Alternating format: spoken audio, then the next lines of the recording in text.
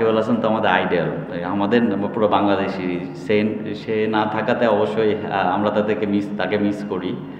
আর অবশ্যই দেখেন এইসব উইকেটে আসলে যত আমরা ম্যাচ খেলবো তত শিখবো।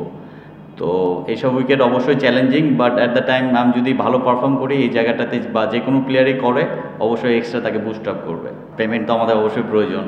আর সাথে দেখবেন যে আজকে আমরা 4টি ফরেনার নিয়ে খেলেছি, মানে ফুল স্ট্রেংথ আমাদের টিম অনুযায়ী যতটুকু ব্যালেন্স করা যায় স্ট্রেংথ অনুযায়ী আমরা আজকে মাঠে নামতে পেরেছি এই জন্য। আর সবাই তাদের নিজ প্ল্যানিংয়ে এক্সিকিউট করছে পারফেক্টলি, এই জন্য আমরা জিততে পেরেছি। আর যেটা কথা ছিল কমিটমেন্ট, তারা যেটা করেছে সেটা আমাদেরকে পেমেন্ট করেছে। যখন আমরা গ্রাউন্ডে চলে আসি সব কিছু আমাদের ভুলেই আসতে হয়। সো আমাদের কাজ তো পারফর্ম করা, মাঠে খেলা। সো আমরা প্রেশারটা রিলিজ হয়ে গেছে, আমরা পেমেন্টটা পেয়েছি তাই বিফোর ম্যাচ আসার আগে।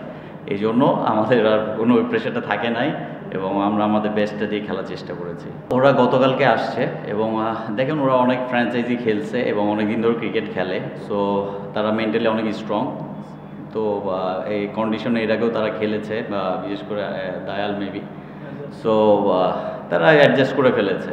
আদর্শ না, দেখেন বাইরে থেকে আসতে হলে তো অনেক কিছু মেনটেন করে তারপর আসতে হয়। লাইক আপনার জানেন যে এনওসি লাগে, তারপরে টিকিটের বিষয় থাকে, অনেক কিছু ক্লিয়ারেন্স লাগে।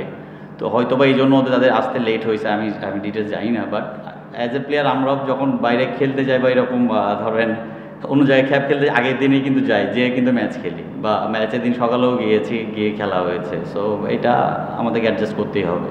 অবশ্যই যতদিন আমি ক্রিকেট খেলবো ন্যাশনাল টিমে ঢোকার জন্যই খেলবো। যেদিন ছেড়ে দেবো সেদিন শেষ, ন্যাশনাল টিমের স্বপ্ন।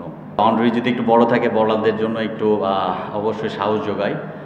যেহেতু আমরা সিলেট পর্বে দেখছি বাউন্ডারি একটু ছোট ছিল, বাট এটা যে ভালো করবে সব কিছুতেই করবে। বাট অবশ্যই বাউন্ডারি বড় থাকলে বলারদের একটু মেন্টালি স্ট্রং হয়।